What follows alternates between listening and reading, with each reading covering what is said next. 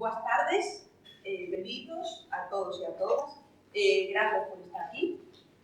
Quero facer un agradecemento especial ao Círculo de Artesáns, que máis ou menos fai un mes que cumpriu 175 anos de vida dedicados a defender, valorar e difundir a nosa cidade, a Coruña. O meu nome é Antía, formo parte da Comisión de Recuperación da Memoria Histórica e estou aquí para moderar este acto debate promovido pola Comisión de Recuperación da Memoria Histórica sobre as leis sobre memoria e unidade franquista.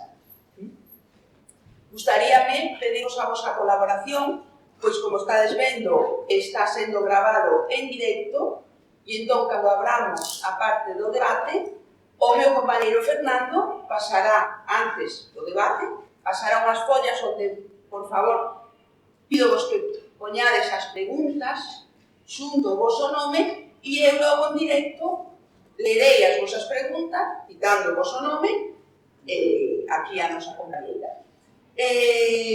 Xa a continuación paso a presentar a Patricia Maiori, arquitecta, ceramista e secretaria da Comisión pola Recuperación da Memoria Histórica e doulle a palabra xa. Muchas gracias, Patricia, benvida. Adiós. ¿Me escucha? La realidad es que hoy voy a presentar a Rosa porque, bueno, va a ser don Carlos Barío, pero por el inconveniente que tuvo no lo pudo hacer. Hoy la realidad es que yo no conocía a Rosa, hoy tuvimos una charla, me contó un poco, y Carlos también me comentó un poco cómo había sido tu trayectoria. Rosa fue detenida en el 1975, el 24 de agosto, estando en la universidad, estudiaba medicina.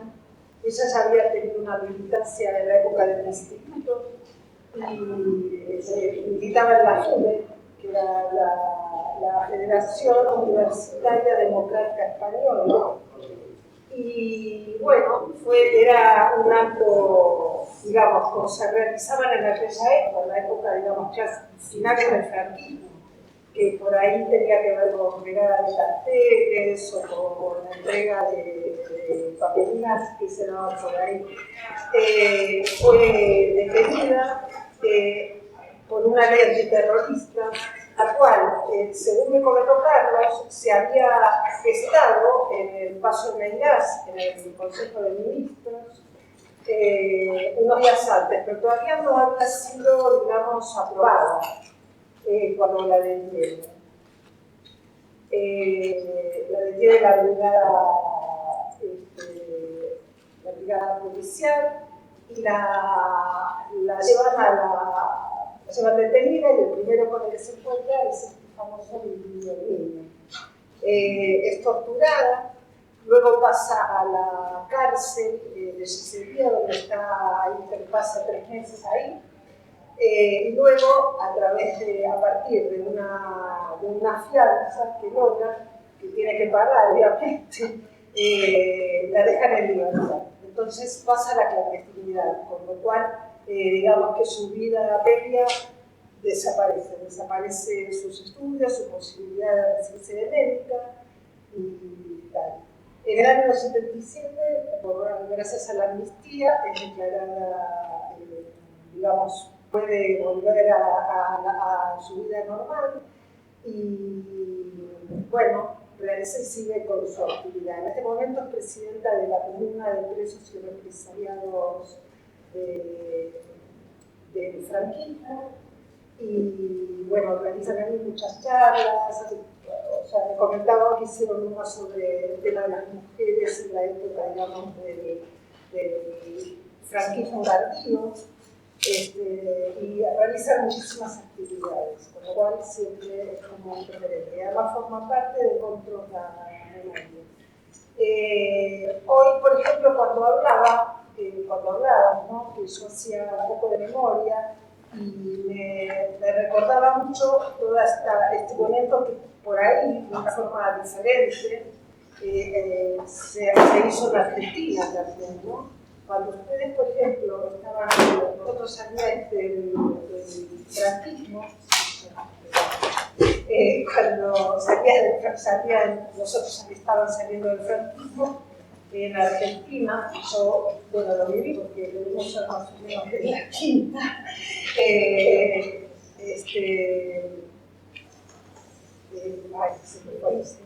claro, entrábamos justamente en una dictadura. Pero toda la etapa previa, que fue esta etapa cuando Rosa es detenida, digamos que la vivíamos de una manera así bastante, digamos, con bastante miedo.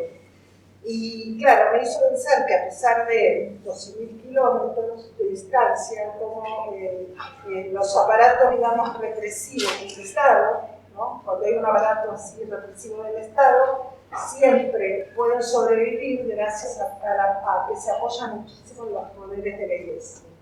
Y esto pasó aquí, por algo sobrevivió durante 40 años el franquismo y la dictadura, y lo mismo en Argentina, ¿no? Porque el poder eclesiástico estuvo en total connivencia con el aparato represivo. Así que, bueno, esto es lo que necesita de Rosa, y bueno, ella es la importante y la que hay que escuchar.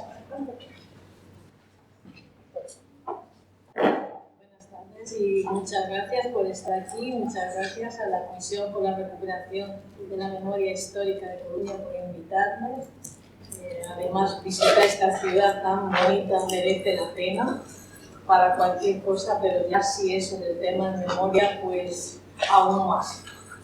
Yo quiero darles unas pocas pinceladas del tema de memoria democrática y la impunidad del franquismo, centrándonos un poco en lo que son las políticas de memoria histórica que vienen sucediendo. Porque siempre ha habido una política de memoria. Durante el franquismo, la verdad es que consistió en ensalzar, en honrar y reparar a sus propias víctimas, a los del bando golpista, mientras que se ninguneaba, se perseguía, se humillaba a las víctimas republicanas. Y esto fue así durante toda la dictadura. Recordemos que Franco murió el 20 de noviembre de 1975, 2 meses después de haber fusilado 5 luchadores antifranquistas, 2 de ellos gallegos, Sosberto Baena Lenso y José Luis Sánchez Bravo, junto con García Sanz, Juan Paredes Bano y Ángel Otaegui. Incluso el año 74 había sido igualmente por Rotary asesinado por chavistas. O sea, los últimos años de la dictadura fueron brutales, en represión, pero también en lucha. Pocos días después de la muerte de Franco, es nombrado rey Juan Carlos I, hay que recordarlo. Justo por la creación de una ley del año 62, que era de que provenía la sucesión de la jefatura del Estado. Y además hablaba de una monarquía tradicional, católica, social y representativa, eso decía, y eso es lo que asumió de la monarquía, por tanto, fue impuesta de la misma manera que el resto de la dictadura, fue una continuación. Y eso es algo que da esa excepcionalidad al proceso de la dictadura a la democracia, esa excepcionalidad del todo atado, bien atado que he empezado como legado dictador. En la transición se instauró una política de desmemoria, de amnesia, es esa palabra, una de las palabras repetidas, de amnesia, pero sobre las mismas víctimas que habían sido ninguneadas. Porque las del franquismo, las del bando franquista siguieron teniendo los mismos reconocimientos, siguieron teniendo nombres de calle, siguieron teniendo condecoraciones. Todo lo que se les había dado durante la dictadura continuó en la transición y continúa. Esto hay que tenerlo en cuenta, porque a veces se olvida, ¿no? Siempre se nos dice a las víctimas del franquismo que nunca es el momento. En la transición, por lo menos resables. Después, porque había muchas cosas que hacer. Y ahora también porque, tiene voz, de que nunca es el momento de estas. La verdad es que a nosotros nos gusta llamarnos resistentes y luchadores más que víctimas, pero bueno, para entendernos vamos a utilizar esa palabra. En el año 77 se aprueba la ley de amnistía. La amnistía había sido una reclamación de la lucha antifranquista durante años, pero en esa ley de amnistía se introduce dos apartados en un artículo por el cual son amnistiados los mismos victimarios. Les voy a leer esos dos apartados. Dice, el apartado de los delitos y faltas que pudieran haber cometido las autoridades, funcionarios, agentes del orden público con motivo u ocasión de la investigación y persecución de los actos incluidos en esta ley, es decir, los mismos policías, los mismos jefes de administración, los mismos jueces que habían estado condenando por delitos como propaganda ilegal, asociación ilícita, rebelión militar, esos quedaban amnistiados. Y él dice los delitos cometidos por los funcionarios y agentes del orden público contra el ejercicio de los derechos de las personas. Por lo tanto, esa ley de amnistía equipará a víctimas y victimarios y hacía tabla rasa de los graves delitos contrarios a los derechos humanos, como fueron todos los cometidos por la dictadura franquista contra quienes se pusieron ahí. Hablamos de delitos de lesa humanidad o contra la humanidad porque son delitos graves y porque se hacen contra una parte de la población de una forma sistemática y generalizada. Esa parte de la población eran los que lucharon contra la dictadura, los no adeptos a la dictadura. Y todos los delitos de la dictadura fueron delitos de lesa humanidad. Eso es algo que no hay duda. Así que esa ley de amnistía ha funcionado como una ley de punto final. Hasta ahí muy cuidado.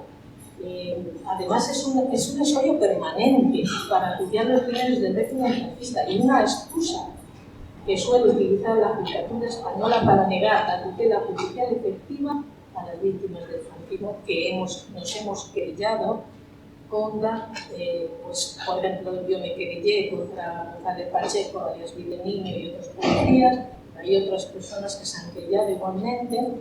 No han sido admitidas estas querellas en España. Incluso el Tribunal Constitucional no ha atendido a nuestra reclamación de tutela judicial efectiva. Así que estamos, en nuestro caso, ahora mismo está en el Comité de Derechos Humanos de la ONU.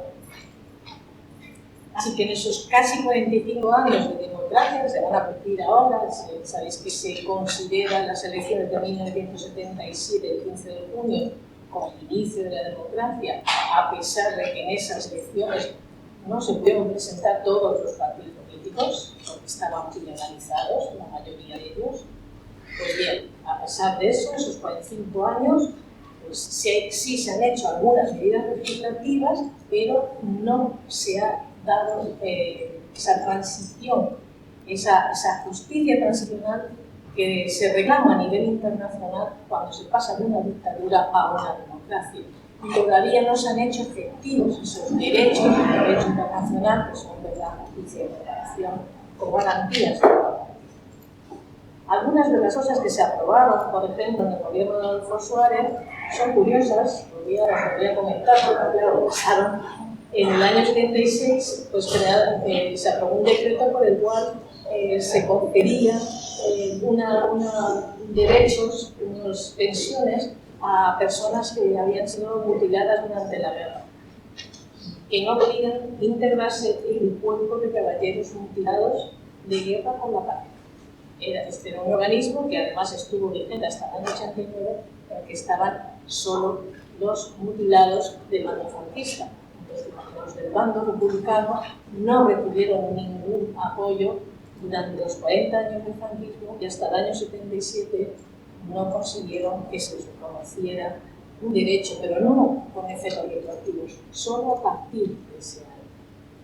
Y en el 79 se reconoce el derecho a pensión, a asistencia social a las viudas y huérfanos de los familiares de españoles fallecidos como consecuencia de la pasada guerra civil, dice el título. muy bien, estas viudas del bando republicano, que no habían recibido ningún tipo de pensión, ni siquiera habían sido reconocidas como tales, en el año 79 tienen que recorrerse los archivos para poder justificar que sus maridos los habían matado. Imaginaros la cantidad, el miedo primero, y la cantidad de mujeres que no pudieron acceder a esta pensión porque están desaparecidos. Los que están en las fosas comunes, los que están en las cunetas, ¿cómo justificaban a esas mujeres que estaban ahí? Igualmente, no fueron efectos retroactivos. Quiero que comparéis cómo se ha tratado a unas víctimas de otras y cómo se sigue manteniendo esa diferencia, ¿no? Felipe González, cuando llegó Felipe González al gobierno en el año 82, pues, se pensó que, siendo como era de un partido que había sufrido la represión brutal de la dictadura, pues se conseguiría algo. Craso. Es verdad que en el 84 hizo un reconocimiento de derechos a quienes habían formado parte de las Fuerzas Armadas y de los cuerpos de carabineros durante la guerra, y se les dio una indemnización, pero no entraban, por ejemplo, los voluntarios de equipamiento, los voluntarios de los grupos anarquistas, ni tampoco los brigadistas internacionales. Después se hizo una ley por la que se pedía los bienes de patrimonio sindical acumulado a los sindicatos históricos, que todavía no está terminada.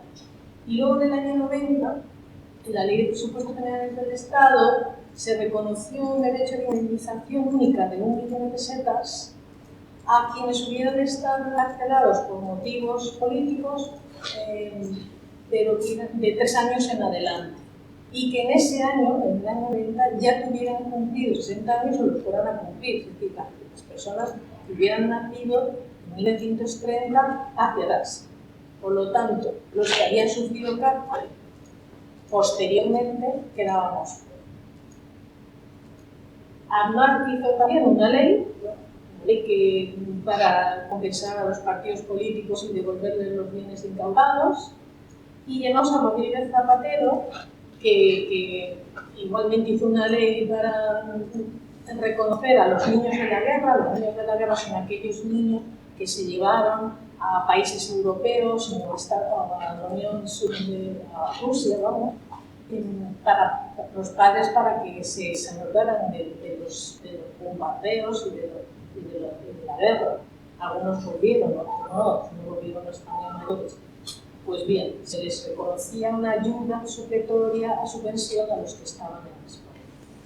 Y en diciembre del 2007, pues la conocida como Ley de Memoria Histórica, que es la que está todavía vigente, que nació, una ley que nació larga y que además no ha tenido apenas desarrollo, de tal manera que ahora, 14 años después, hay otra ley pendiente, que es el proyecto de ley de memoria democrática, que intenta subsanar algunas de esas deficiencias de la Constitución. ¿Qué nos indica? ¿Qué nos indica esta batería de iniciativas legislativas? El Estado español nunca ha estado interesado en hablar de memoria histórica, y mucho menos en hablar de memoria democrática, y en cumplir sus obligaciones, que a nivel internacional, a nivel de la justicia internacional, tiene que cumplir con esa. Si queréis, bueno, os voy a recordar un poco lo que Chato Galante, nuestro compañero Chato Galante, fallecido hace 2 años, decía de lo que era la memoria histórica. Y además lo dijo aquí, bueno, el Centro Cultural del Ayuntamiento de Vigo en 2019. La memoria histórica es la memoria de un pueblo, esa es su historia social. La visión que su gente tiene del pasado y la explicación de la realidad presente. Eso es la memoria histórica.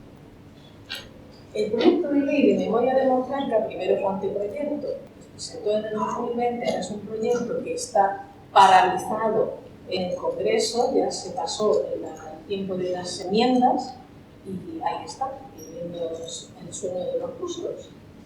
Pues Lo que hizo es que muchos grupos memorialistas, entre ellos algunos bastantes de aquí de Galicia, de Cataluña, de todo el Estado, de todos los territorios, nos agrupáramos en una cosa que hemos llamado Encuentro de Organizaciones Memorialistas, para analizar ese anteproyecto y sobre todo para hacer llegar al gobierno nuestras reivindicaciones.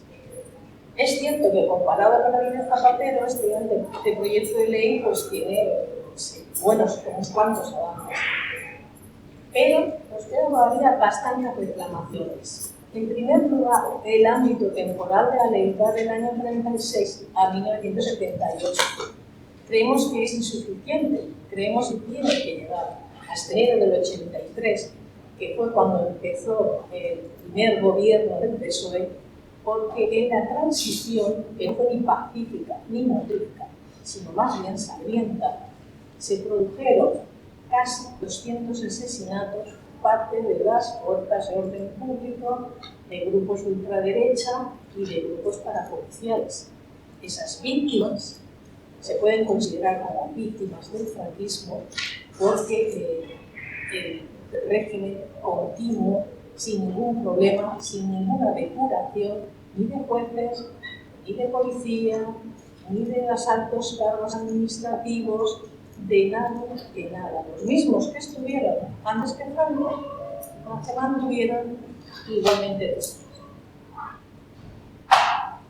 Además, no se declara ilegal la dictadura ni en el articulado ni en el preámbulo. Y eso es importante, porque lo que decía Carmen Galgo es que se había pasado de ley a ley, efectivamente. Como hemos dicho, no hubo ninguna vinculación, no fue una ruptura democrática, entonces las mismas leyes franquistas o bien se mantuvieron durante años o se siguieron utilizando, como pasa con la ley de secretos oficiales, que es del año 68. Esa ley de secretos oficiales todavía está vigente, firmada por Franco. Y nos encontramos que pedimos la derogación de la ley de amnistía, o por lo menos esos dos artículos, esos dos párrafos que les he comentado, ¿no? Porque es una barrera que nos impide, que nos está impidiendo que consigamos juzgar esos crímenes de franquismo. Algunos juristas consideran que no hace falta, que esa ley puede mantenerse, pero en la práctica las sentencias tanto del Tribunal Supremo como del Tribunal Constitucional lo dejan muy claro. Siempre recurren a esa ley como ley de punto final.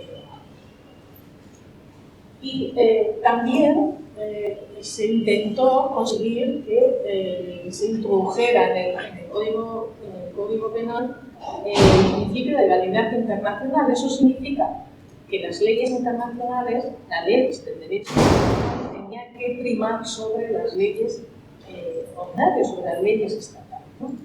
Eso es lo normal, que no hace falta que eso aparezca, pero en España sí, porque siempre se recurre antes a lo que beneficia a esta política de amnesia que a aplicar el derecho internacional.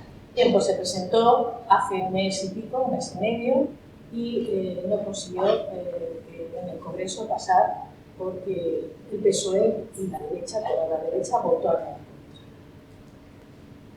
Entonces, en el articulado de este proyecto de ley hubo algunas cosas que conseguimos que se introdujera. Hay un artículo que es fundamental, que es el artículo 3, que define quiénes son las víctimas de la dictadura franquista. Entonces, ahí conseguimos que se añadiera a las personas que habían sufrido detenciones ilegales, tortura durante la dictadura, porque no apareció. Estaba vagamente enunciado. No aparecen las asesinadas por las fuerzas de orden público, se puede entender que sí están incluidas, pero conociendo cómo es la judicatura, nos gustaría que apareciera también. Sí que se han añadido, y es muy interesante, que como víctimas del conflicto, aquellas personas que sufrieron daños o represalias para prestaron asistencia a víctimas en peligro o que impidieron que se las victimizaran. Es decir, pues quienes acogieron en sus casas, escondieron a militantes o quienes les dieron de comer o quienes les protegieron de alguna manera, sabíais que en muchos casos no solamente fueron detenidas estas personas, en muchos casos llegaron a ser fusiladas. Entonces, estas víctimas no eran víctimas directas porque ellos eran los que habían luchado, pero sí, sobre todo son mujeres, sí que fueron las que ayudaron a que esas personas continuaran su lucha.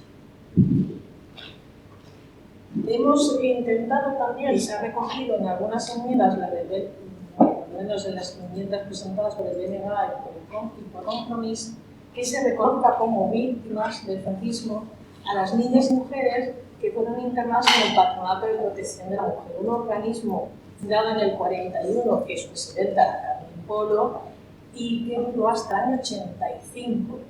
Y cuyo objetivo era pues, recoger a las mujeres caídas o descarriadas, es decir, aquellas que no respetaban lo que el nacionalcatolicismo había instituido que tenía que ser una mujer.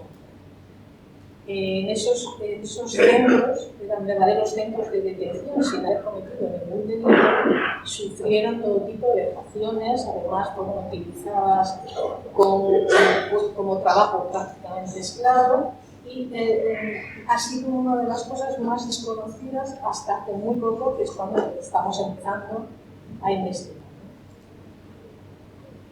Hay un artículo que se ha añadido, que es el reconocimiento de la memoria democrática de las mujeres, que eso es algo que estaba igualmente desconocido, pero bueno, que queda mucho por desarrollar. Aún así, nosotros estamos contentos de que aparezca. Falta también concretar el tema de los bebés robados. Se ha dado un gran avance. Hay una ley de bebés robados que igualmente está paralizada, que es la segunda, que se presenta, la segunda legislatura que se presenta, está en el proceso de enmiendas y no hay manera. Esa es la segunda ley que está paralizada, igual que las respetos oficiales, que es la misma, son tres leyes. Y en cuanto al tema del derecho a la justicia, es decir, de la justicia efectiva, en esta ley se crea un fiscalizado. Se crea un fiscalizado que va a investigar, ese es su objetivo, y que se supone que puede iniciar o no acciones legales, pero que no deriva a la jurisdicción voluntaria. La jurisdicción voluntaria no es la jurisdicción penal, es una jurisdicción cercana a lo que llamábamos antes civil, que no tiene repercusión penal sobre el victimario. Por lo tanto, no estamos nada convencidos, porque eso no es la justicia que nosotros pedimos. La justicia que nosotros pedimos está recogida en resoluciones de la Asamblea General de las Naciones Unidas y dice que en los casos de violaciones manifiestas de las normas internacionales de derechos humanos y de violaciones claras del derecho internacional humanitario, todo lo que pasó durante la dictadura, los Estados tienen la obligación de investigar y ser pruebas suficientes e enjuiciar a las personas presuntamente responsables de las violaciones. Y si se las declara culpables, la obligación de castigarlas. Además, en estos casos, los Estados deberán, en conformidad con el derecho internacional, cooperar mutuamente y ayudar a los órganos judiciales internacionales competentes a investigar tales violaciones y enjuiciar a los responsables. Nada de eso aparece en la ley.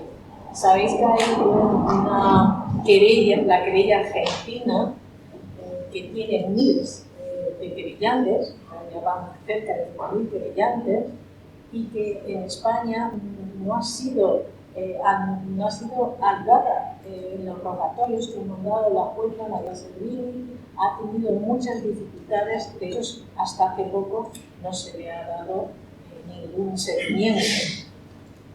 Hace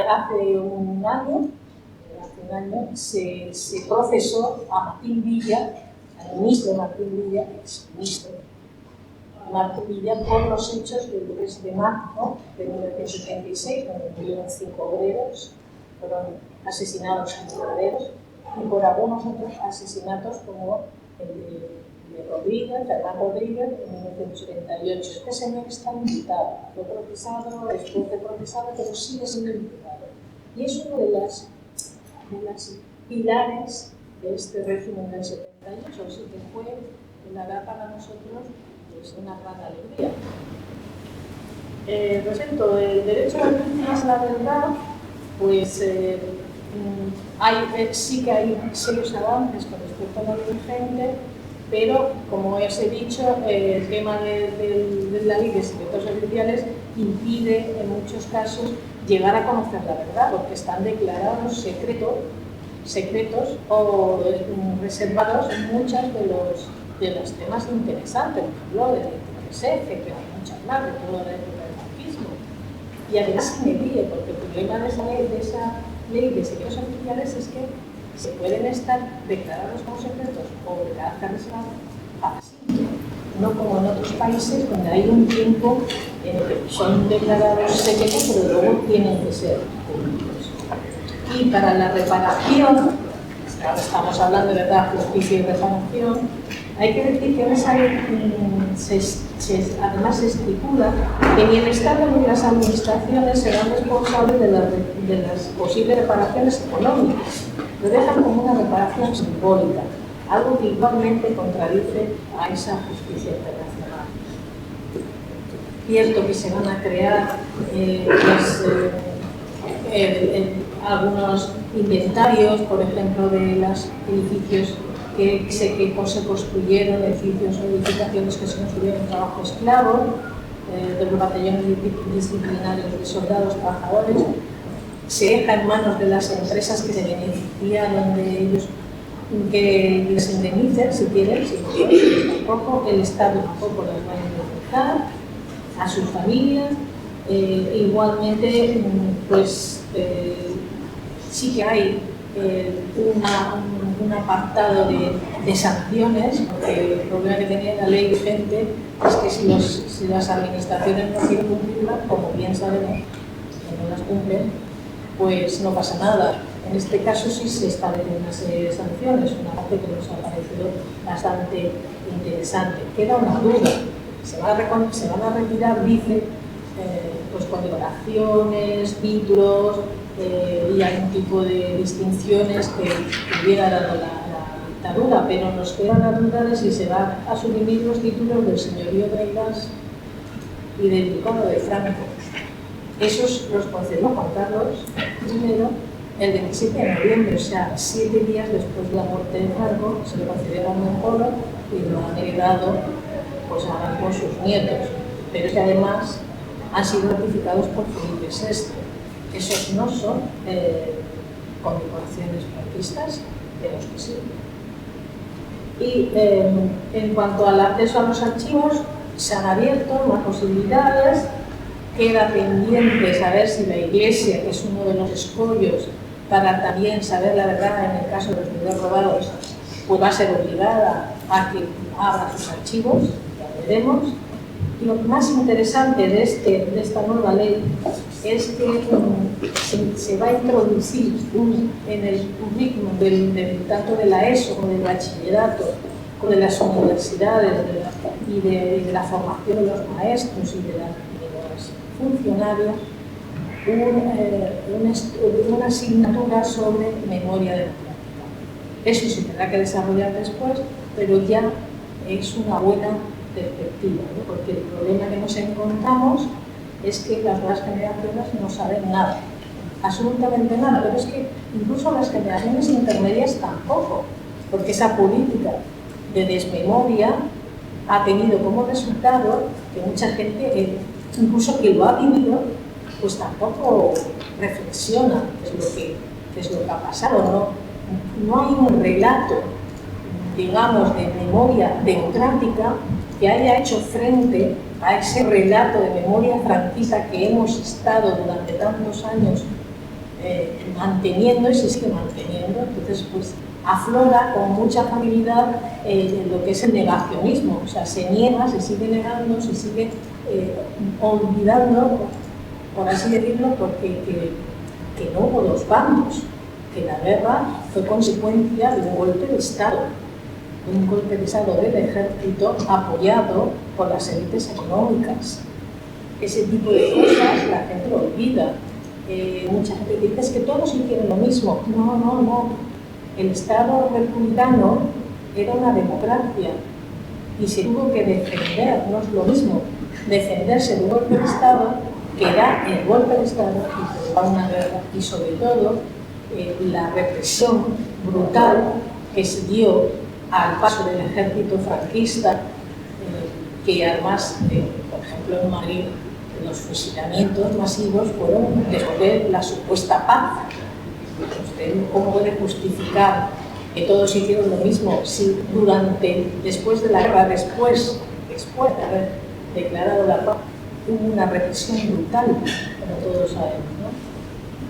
Así que en resumen, podemos decir que a pesar de que en la exposición de motivos de este proyecto de ley, sus referencias al derecho internacional humanitario, ese derecho, la verdad, a la justicia y una verdadera reparación, pues no están claramente contempladas y nos preocupan, porque nos encontramos, como he dicho, con una judicatura que no siempre, o prácticamente no siempre, va a primar el derecho internacional sobre lo que ya la legislación está.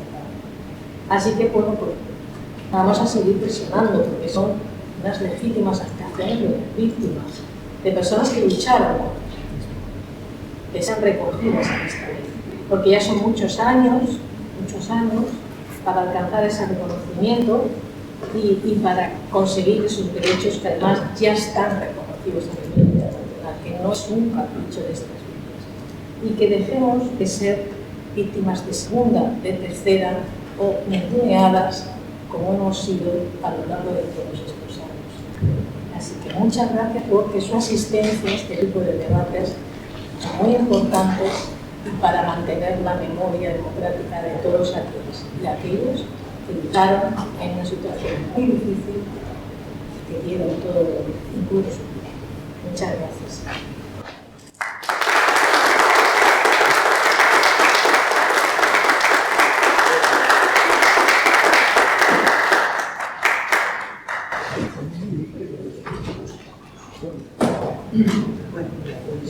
Explicas, la verdad. Bueno, muchas gracias, Rosa, que a verdad es interesante. No se me escucha. Solo un poquito. Ah, ¿se escucha? Sí, se escucha. Sí, ¿escuchas ahora? Sí. Nada, darte las gracias, Rosa, porque la verdad, falta pues eso, que nos expliquen tan claramente tantos años eso de mutismo, ¿no? De negacionismo y de enterrar todo y no querer contar cómo fueron las cosas de verdad. Entonces vamos a empezar con el debate y voy a empezar leyendo a pregunta de Beatriz. Entonces, Beatriz, que está aí, pregúntache, que pensa vostede sobre a necesidade de coñecer tamén as linguas deste país, prohibidas polo franquismo? Sí, me entendiche, non? Queres que te traduzca? Sí, que te lo traduzco. No hablo gallego. Sí, no, pero bueno, ¿qué piensas sobre la necesidad de reconocer las lenguas? Eso se introdujo, y siento haberme olvidado que lo tenía escrito, se ha introducido dentro de esto de la consideración de víctimas precisamente las personas que fueron perseguidas por defender su lengua y defender su cultura. Y esto ha sido introducido por un poco influencia, por supuesto, del movimiento memorialista de Galicia, de Cádiz, de Cataluña, que fue donde más hubo esa persecución. Hubo más sitios, pero en este caso fue mucho mayor y más intensa. ¿Considera posible la reparación por parte del Estado y la reclamación de que paguen las empresas que utilizaron esclavos de franquismo según el método de redención de penas con el trabajo? Pues no sé si lo han oído, lo siento, pero ya he comentado que en este proyecto de ley sí se reconoce ese trabajo esclavo. Por cierto, falta el trabajo esclavo de las mujeres, que no está reconocido, pero sí se reconoce el trabajo esclavo, incluso se habla de hacer un listado de los monumentos, obra pública, etcétera, que se hizo con los esclavos, con los que hacían este trabajo, pero también no solamente para el Estado, también eran para las empresas. Pero se deja en manos de las empresas que esas empresas les indemnicen, no están obligadas. Es que el Estado tampoco lo va a hacer, el Estado tampoco se hace cargo de esa barbaridad. Entonces eso es otra de las cosas que nosotros estamos reclamando, que se reconozca, no solamente, y se sepa dónde se hicieron esas obras. Por ejemplo, el canal del Guadalquivir se hizo en el año 60 y tantos y se hizo con trabajo esclavo, y que esas empresas estén obligadas a indemnizar a los familiares, pero también al Estado. ¿Considera la posibilidad de tener una asignatura transversal a todos los estudiantes, desde la ESO hasta las universidades, que explique la memoria real de este país al nivel de los chicos y chicas, y que pudiera de hecho además figurar como artículo de este proyecto de ley? Sí, está en el proyecto de ley, ese artículo. Ya digo que se va a introducir en el currículum de la ESO, del bachillerato, también en la universidad para la carrera de los profesores, y en la administración. Han estado obligados los funcionarios a cursar esa asignatura. Es muy importante, es muy importante. Nosotros hemos ido poco, pero hemos ido a varios institutos en Madrid. Íbamos con este documental que no sé si han visto ustedes, que es El silencio de otros, que es una pedagogía impresionante, y después hablábamos con los alumnos y con los profesores, y siempre nos comentaban que nunca se llega a estudiar ni la guerra, ni por supuesto la dictadura, ni prácticamente nada de la transición. Los alumnos conocen muchísimo del Pleistoceno, pero no conocen lo que ha pasado hace 80 años en su propio país. Y esto ha estado así, ha estado fomentado, que la desmemoria es la mejor manera de sembrar, de crear un pueblo que sea acomodaticio, porque no tiene conciencia de esas luchas, no tiene conciencia ni conocimiento de esas luchas que se dieron.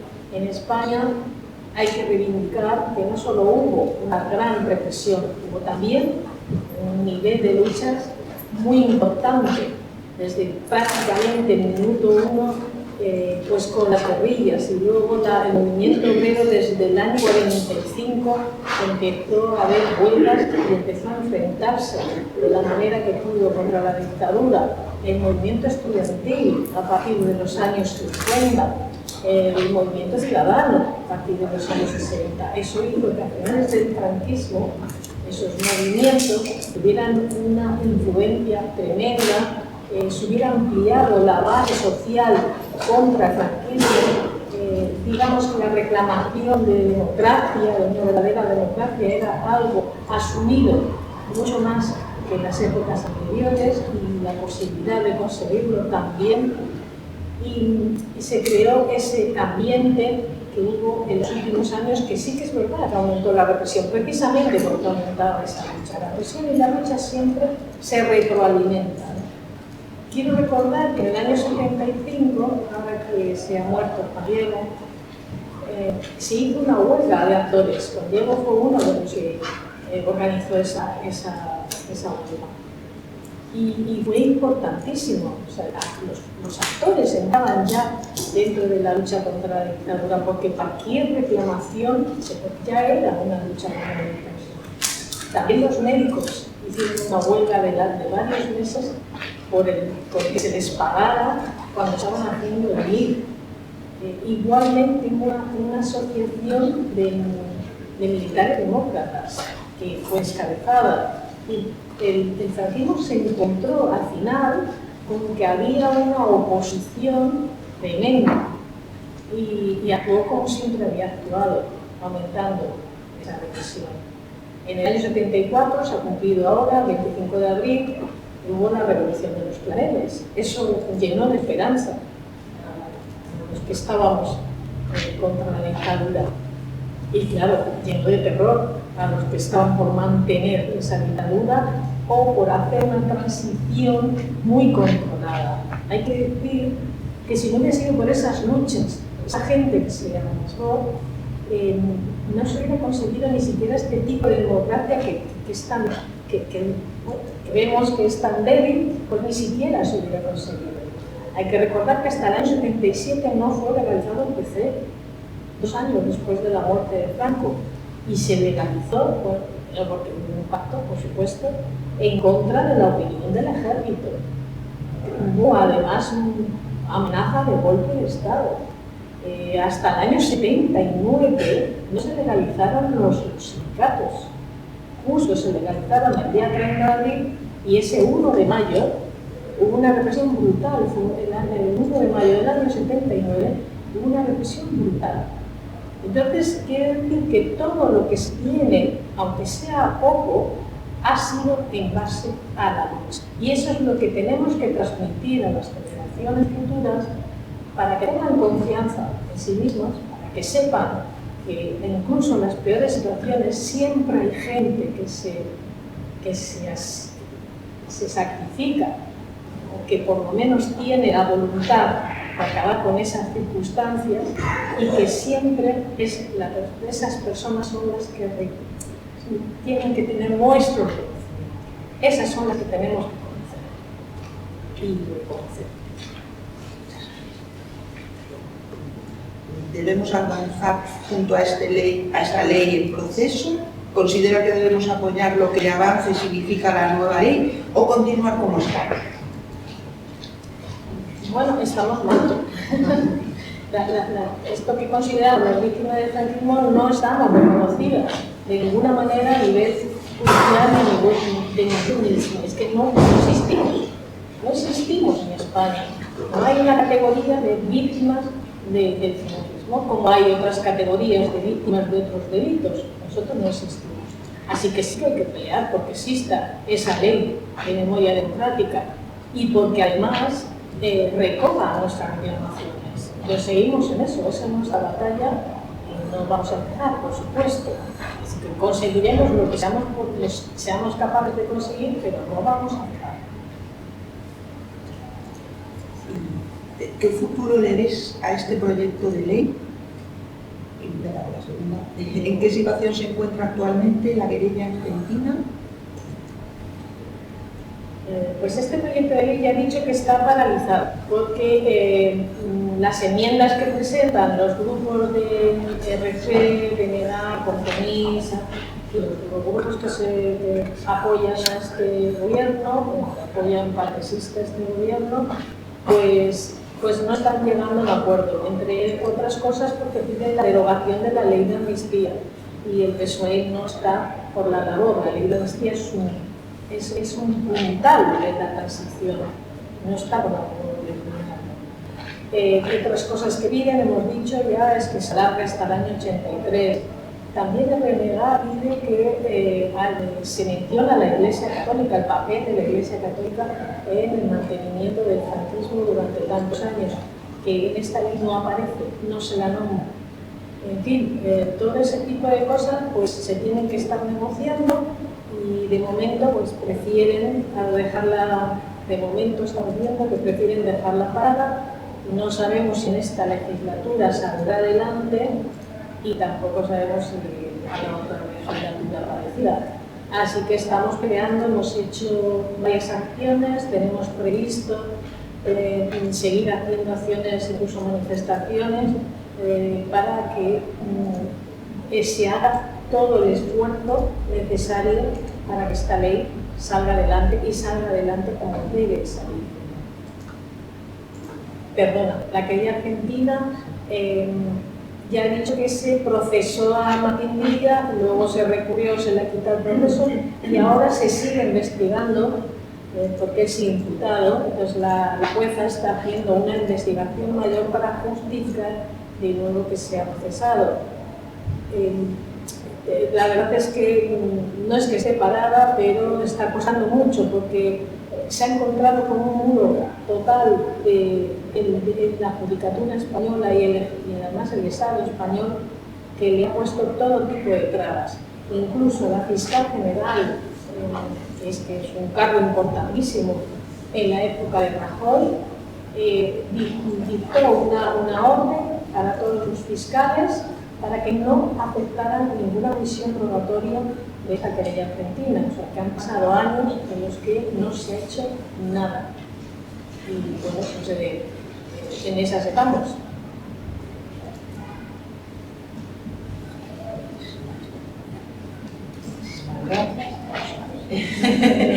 Y bueno, finalizamos el acto. Muchísimas gracias a todos.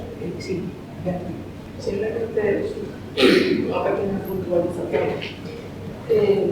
No habría la posibilidad de que yo te traduzco. No habría posibilidad de que en lugar de llamar victimarios, realmente lo que hace es confundir a veces la gente entre víctimas y victimarios. Realmente lo que son, verdugos. Llamar a la gente, llamar a victimario a seguro, que es lo que Sí, bueno, se usa una terminología, digamos, un poco claro. Pero sí, lo que son, porque fueron torturadores, asesinos, verdugos, sí, eso fueron, y siguen siendo, porque ahí están, sin que nadie les haya culpado. El lenguaje no es nunca inocente. Entonces, realmente hay palabras que se quedan en el subconsciente y primario. Habrá gente que acabe confundiendo víctimas y víctimas. Y no es así. Sí, tienes razón. La verdad es que tienes razón. A mí tampoco me gusta esa palabra, como tampoco me gusta la de víctima, porque creo que nosotros fuimos luchadores y los anteriores a nosotros fuimos gente que luchó y que, bueno, pagó un gran precio por eso. Pero bueno, somos resistentes, sí, se utilizan quizás estos términos porque son como más judicialmente más reconocidos, pero a nivel coloquial hay que decir luchadores y luchadoras y verdugos y lo que eran asesinos. Bueno, muchas gracias y nada, le vamos a dar un aplauso.